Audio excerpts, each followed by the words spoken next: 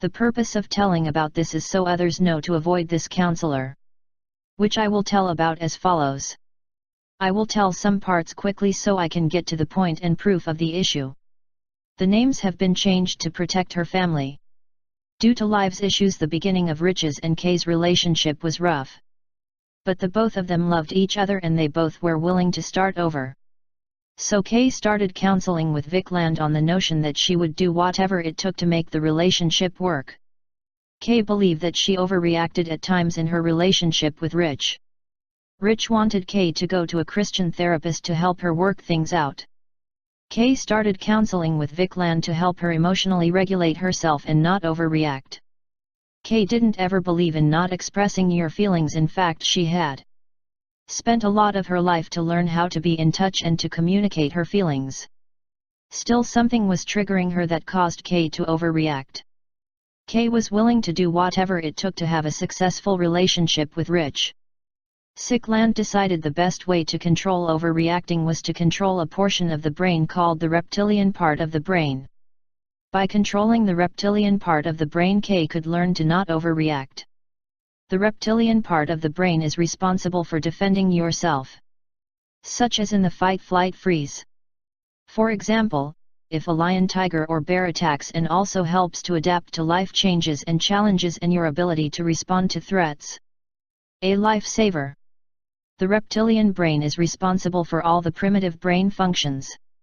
Since then, Kay has learned almost all therapists say suppressing the reptilian brain is a bad idea. At the same time, holding back your anger is not a good thing. Communication is key. This is one of our first counseling sessions. I will tell it in two ways: the authentic recording, then in duplicate script, so that you can understand what's being said. Training your brain to not go into the fight or flight mode. It takes time. It's very hard. It's exhausting. I think you can relearn. Yes, I do. You're very intelligent. You're very self-aware. You're very willing to look at what you could do differently, and you're willing to practice it. So I do believe you can get that. But I do believe it's going to be hard work. We don't change easily. I mean, you can change, but it doesn't change willingly or easily. But once it does, it does. And it comes second nature. That was always the way you did it. So, I do not mind the hard work. I would say all the teachers you're going to have to realize that will be the hardest. Vickland's counseling is as follows. To not go into a fight and flight mode is it takes time, it's very hard, it's exhausting. I think you can relearn. Yes, I do. You're very intelligent and you're very self-aware. You are very willing to look at what you can do differently, and you're willing to practice it. I do believe you can get there. I do believe it's going to be hard work. We don't change willingly or easily. Once it does, it does. It will be like the way you have always done it. I would say on all the things you're going have to relearn. That will be the hardest. Rich and I had been in a relationship for about 3 years. We were living in San Diego. I had business and family in Washington, so at times I would have to be gone for up to 6 weeks at a time. I suspected that Rich may be dating another woman.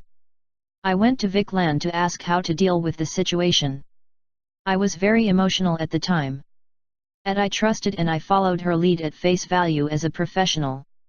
I will tell the story with the authentic recording. Then in duplicate script so that you can understand what's being said. I must admit I do have this desire to go down to San Diego and expose him.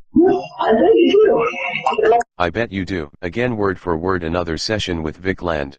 Okay, so that's not an evil thing. No, actually it's not. And I have a friend who fell in love with somebody over the online dating.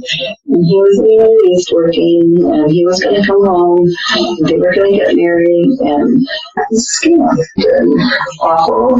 Nothing. No, actually it's not. I have a friend who fell in love with somebody on online dating. He was working, and he was going to come home, and they were going to get married, and it was a scam. It was awful. Nothing. Okay, so my exposing him to this girl, and I know which church they're going to, that would be actually doing her some good. You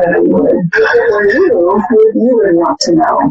If he wasn't telling you about this woman, but she knew about you, you would want to know, because, if he really is dating somebody from church, she's probably like totally naive, totally trusting, has no idea what he's capable of. So it's a fun, you want to go if you don't have the money, but if you have the money and the time, and there's another reason maybe for going to California, so you can enjoy yourself, and maybe we'll change it out a little bit. I would say that would totally be up to you. But I know it helps my friend with the relationship she was in. And she still misses that guy. Yes, it would if it were you. You would want to know. If he wasn't telling about this woman but she knew about you, you would want to know because you know if he is really dating somebody from church, she's probably like totally naive and totally trusting, has no idea of what he's capable of. So, it's a thought. If you don't want to go because you don't have the money and the time, but if you have the money and the time, and another reason for going to California so you can enjoy yourself, make a little vacation out of it, I would say that would be totally up to you. I know it helped my friend, and she still misses that guy. Vickland hasn't learned from the first client that still hasn't gotten over that guy. I guess because it's no skin off her teeth. Or does Vickland enjoy the excitement she gets from getting her clients to do this? There is that inappropriate laugh again. Vickland just egged me on. The definition of egging someone on is, to egg someone on means to incite a person to take a course of action, to encourage someone to do something, especially something socially unacceptable, something criminal or something dangerous. This phrase usually carries a negative connotation. Almost all counselors would discourage their clients from taking any actions.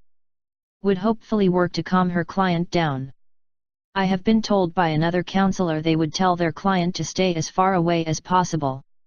Vickland is doing just the opposite. Kay couldn't get a grip of her emotions. This behavior caused Kay's nervous system to go out of whack. Kay couldn't get herself in balance again so she could get her footing again. Kay was in a constant mode of flight or flee. This was the opposite of what Kay came to counseling for. I think knowing my sister that she would have thought that her counselor is her safety net and wouldn't send her client into an emotionally amped up situation, right? Someone help me understand what a therapist with a master's degree is doing sending my sister who has PTSD into this situation. People get gunned down every day doing this kind of action. My sister could have been killed then and there. To me this therapist is very scary. Unfortunately, it will probably take getting hurt really bad. I don't know. I think you have an attraction to him, and he to you that is undeniable. Unfortunately, it will take getting hurt really bad to stay away from him. I don't know that a person needs to get hurt really badly to work things out or to heal. Or did Vickland just enjoy people getting hurt? I never indicated wanting to end the relationship. Vickland is changing and taking over control of the way I want my relationship and life to go. At the time I'm not seeing what she is doing because I'm trusting her. This is not Vickland's first clash with stalking. Or with what seems like encouraging people to think it's a good idea to get really hurt. Nor Vickland's first time encouraging someone to do what she thinks is best for them. This is a pattern for Vickland. It's not up to Vickland to make that kind of judgment call for someone else's life. She seriously lacks boundaries, if any. She's not even happy in her own life. And a person like that, I have another client who has the female version of in his life. He cannot get her out of his head, and same exact thing. And driving him crazy. Yeah.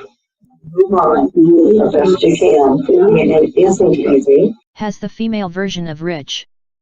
Vickland is putting people into a box is what I call lazy counseling. No two people are the same. Then making life judgments off of this generalization. That affects other people's lives. This is invalidating and even violating her clients. She's treating her clients as if they don't have a mind of their own. In other words, Vickland is exploiting her clients. What makes Vickland think she's entitled to know what's best for another person? When we do our best to understand the people's needs is when other people feel we care about them as individuals. Vickland is preaching move on. Yet Vickland doesn't follow her own advice, as she has said she is unhappy in her own marriage. What if that client follows her advice and regrets it for the rest of their lives like I do? What's Vickland going to say? Oh, sorry, I guess I was wrong. It's very dangerous to take advice from someone who's not happy in their own life. Because you can't be sure of what their motivates are. Are they really interested in what's best for you, or is there some other motivation? Especially one of my girls. One of my girls is, for sure. And it's taken getting really beat down by him before she would leave him. That's what she's doing now. She left him because he called her again. And then I even married and said she was obsessing over him and stalking him, and she needed to get over. Well, she's like, it came out of nowhere because she's super attached. Especially one of my girls is for sure. I think you have an attraction to him and he to you that is undeniable. And it's taken getting really beat down by him before she would leave him. Guess what she is doing now? She left him. He called her a fucking bitch again. He was married and said she was obsessing over him and stalking him and cheating. She said it came out of nowhere because she's super attached. While in her client's session, this is not Vic's session, to talk about her own daughter stalking. Oh my god, that's not normal. And to want to see her own daughter get beat down is sick. I am not interested in her daughter Brianna ex-boyfriend calling her a fucking bitch. Am not doing counseling to have a tea party. Like, I just calling you, checking on, seeing on things like, well, working tonight to prep the floor. How late? How late? Call me. Okay, I'm trying to help you, but you're so gullible. I was so gullible is right. I didn't hear the rest of what Rich was saying. Because for me, when someone starts insulting me, I shut down. Okay, that's funny. I wish you would consider listening to me. I would press on calling so we can come up with a plan. Rich is trying to help me and he's asking me to call him so we can make plans. Oh my god, what have I done? I had a chance, mend my mistake that Vickland egged me on to do in the first place, and she's just laughing at all, and I am waiting for some encouragement, especially after getting knocked off balance. I needed help and support, and it seems to be that Vickland is just getting a thrill out of watching both Rich and me struggle. Oh my god, I hadn't seen that Vickland totally lacks empathy. Vickland didn't give a shit about me. And has psychologically destroyed me. Oh my god. She is a horrible person with a mask on. Now I was in a constant mode of flight and flee. The very thing I started in counseling to not be. I was more than ever. I was so out of control. I had been poisoned, and crossing boundaries felt like a new toy that I was compelled to do again. And my minor PTSD was now complex. I felt that I couldn't think. I was in a fog. My biggest fear in the beginning was losing Rich. And now I was panicking over that fear. During counseling with Vickland, my biggest fear became heartache if I stayed in the relationship. Then after the damage was done, my biggest fear of losing Rich was back, and I was so twisted around. I was chasing my tail. I needed be focused. I was so fried I didn't know which end was up or down. I couldn't think straight enough to even think about who to trust. All I needed was a little encouragement. And I would have made it back to Rich. Vickland was able to encourage me to do the wrong thing. But where is the encouragement to do the right thing? I wish I had never met Vickland. She psychologically destroyed me and destroyed my life. Let me go over there. When I was over there with you, you never had a problem with me. True or untrue? If we are to link back up together in the future, how will we establish trust? Thank you for saying that. Here's where we're going to establish trust. Establishing trust is when I see, I'm going to go get some refreshers. I'll be back in 10, 15 minutes. I go to a local store, and I go from A to B, and come back, and I don't see nobody, I don't talk to nobody. I'm loyal to one woman. I'm extremely capable of doing it. I did it for 37 years. I can do it again. I don't have desires to be with a woman. Number one, that's not a mate.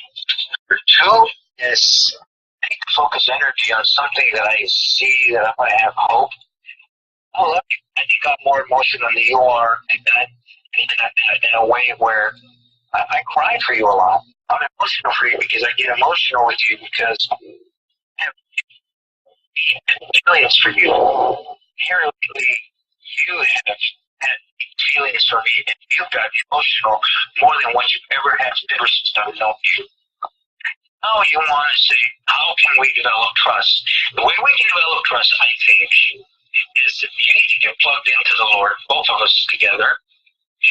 Once we do that, let's stay focused. And when I say we spend time every day in a still devotional, I'm looking for a woman that is more sound with the Lord instead of more sound in herself and her goals. I'm looking for a woman that is willing to focus on God first. Then, family, then work or your business, and then work. If we're not willing to meet those requirements, then we're wasting our time. That's what I perceive a relationship. You can say, well, I agree with that. This is exactly what I'd like to do. I agree with you. Let's focus on that. That's exactly. These are my principles. It's documented. I know I've made mistakes. I'm falling down. I know I can prove to you all the scars that I have. But I pick myself up, and I will always remain. I will set my eyes on God. I will submit myself to God. God will be priority in my life more than you.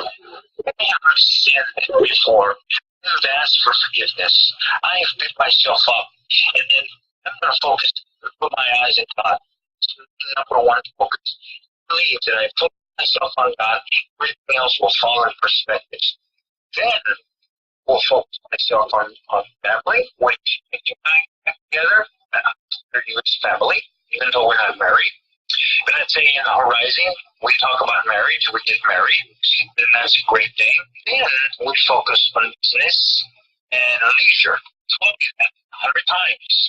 God, family, and business or leisure. Ryan, you have a lot of love for me.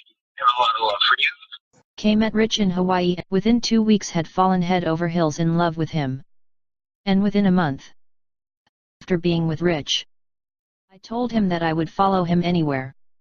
I gave up being with a man who didn't want to be in a relationship, but that I was with for 12 years who paid me $1,800 a month for taking care of the house. I gave all of that up in a flash. I admit that Rich and I had hard times. He couldn't find a job for nearly 2 years. We were poor most of the time. I didn't care. I am and always will be totally in love with Rich. I have never loved anyone more in my entire life, and living life without Rich, what's the point? I wish I could apologize to Rich, but it's too late. He's not listening, and why should he? I can't change the fact that I trusted Vickland. If I can take the mask off of this very sick counselor, save just one child or adult, then hopefully they won't make the same mistake of trusting her. That's all I can hope for, that's all that's left. What's wrong with me? You fell in love with the wrong guy. I don't know. You know, I could analyze it to death, but you love him, you care about him, you want it to work out. It could be that simple.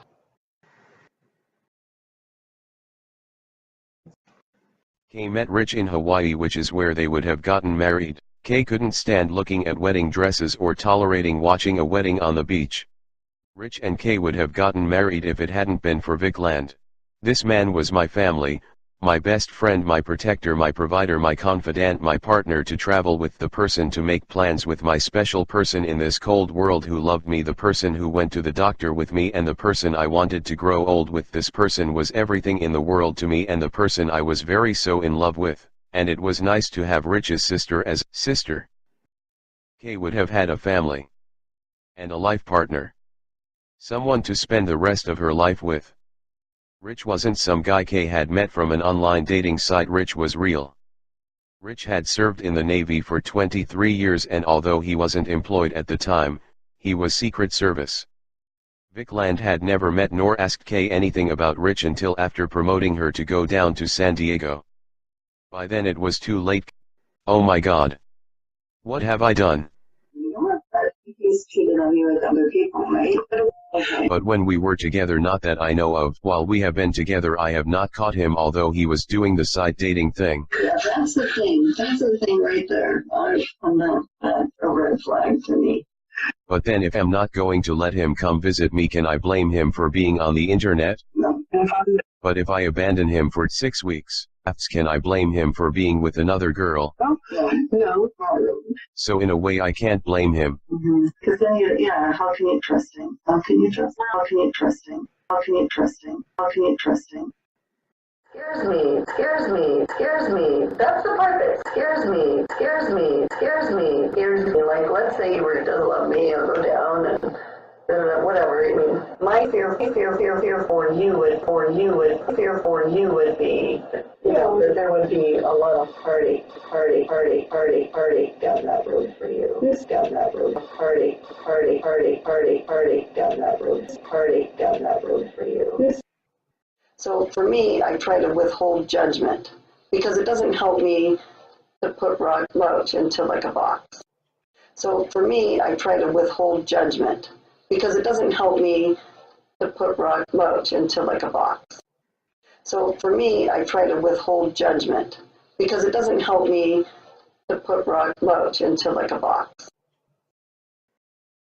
Consider myself to be a strong Christian woman, but though, and I really believe, this is my faith, I believe that God allowed me to go there, allowed it to happen, so that I could understand why people cheat on their spouses and why people, because before that I couldn't understand it.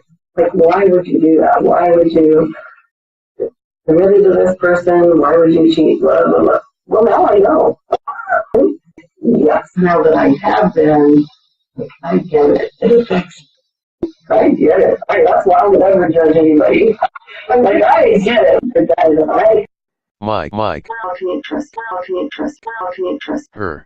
How can you trust him? How can you trust? Remember, God said that there will be good and there will be evilness, and the evil will present itself as being good. Where the forgiveness, where's the Christianity? This woman uses religion as a mask. Here is what Vickland said to me once. I say this to you, Mike Land. Imagine if a brownie had just a pinch of dog shit in it. Someone baked the brownies and they smelled really good. And offered you a bite and you knew there was just a smidge of dog poop in them. Would you want to eat them? Most men don't divorce their wives. But most men who are not happy in their marriage once their children are grown up do divorce their wives. Mike Land, do you want to eat the brownie with dog shit in it? This is an example of the worst counseling I have ever had. This woman is a nightmare. because of my relationship with my mom, he was Can't do this anymore. You need to step up, and then he does. So as long as he makes progress, then I'm fine with it. But I have been very lonely with no companionship and no not feeling loved. And then, maybe sex once in a while, but I was in that and now it's kind of like I told Mike, when these girls move out, you need to step up because I'm going to die on the vine.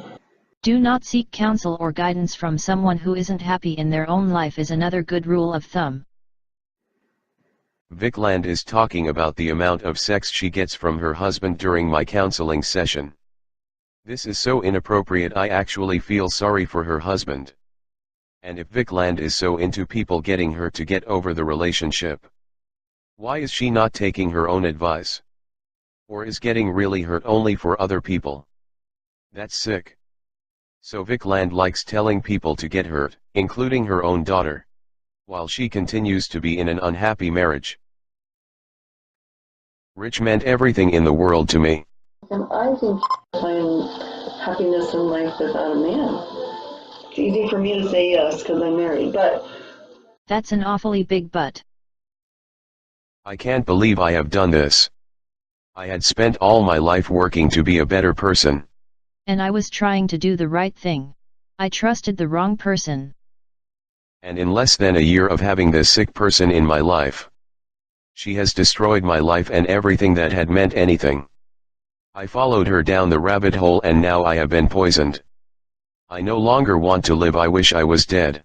and while she was having a mental breakdown, Vickland had Kay sign a release form.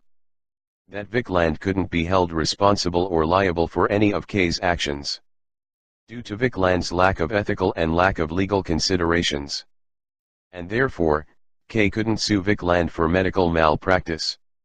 Then discharged her as a client. And although Kay had asked for her medical records about a dozen times, she never received them. Kay suffered a mental breakdown for about a year. Without knowing it, Kay lost 40 pounds and a few years later killed herself. How did my sister's counseling go from not overreacting to being the informant to the other woman? This is sick and sadistic. No wonder my sister was fried. The only scam artist here is Vickland. It's normal to have the feelings my sister had. It wasn't my sister's job to go and inform the other woman. A counselor with boundaries that are that skewed up is bullshit. Make a little vacation out of it, WTF. Idea that another person needs to get really hurt, WTF. Even her own daughter needs to be really beaten down, oh my god. And stalk her boyfriend due to attachment issues. That's sick and sadistic. I am in shock over this counselor even having a license. And wish my sister had never ever met this fraudulent therapist.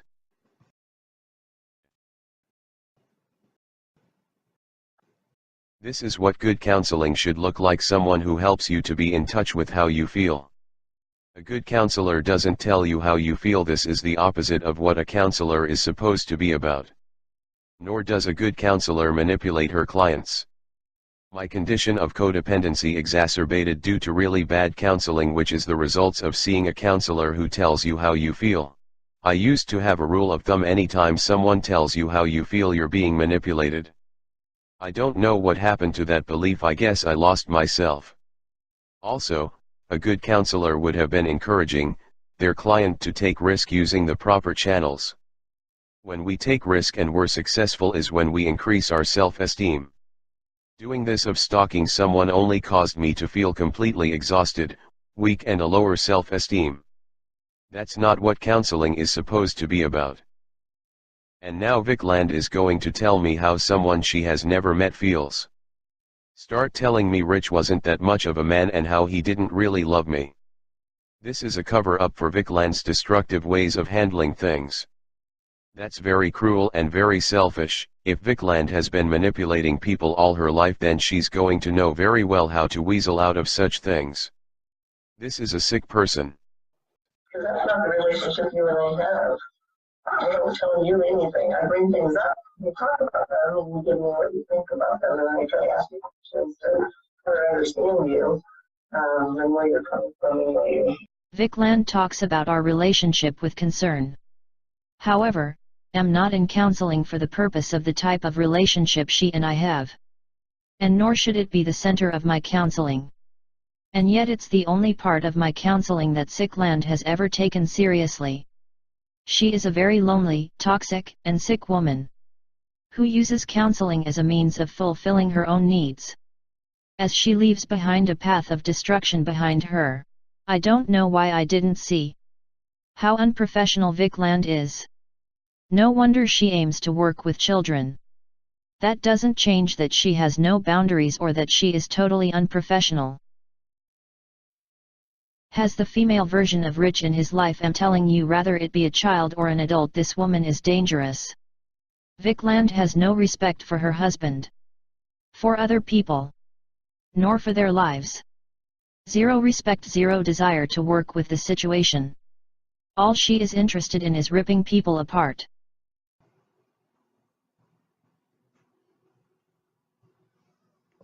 Now Vickland talks about other women's lives that are train wrecks and how I need to enjoy being alone. If I can save just one person from this counselor lack of common sense and lack boundaries, my time and effort will be worth it. I strongly urge not to poison your life with this person who wears a mask. Don't be gullible and give her the benefit of the doubt. I strongly believe Kay is dead due to the counseling she has gotten from Vickland. I know Vickland is unhappy in her marriage. And I believe that saying that misery loves company. So selfish people try and make you miserable so they feel better about their own situation. Vickland enjoys people getting really hurt. The number one reason people commit suicide is because of mental anguish and pain.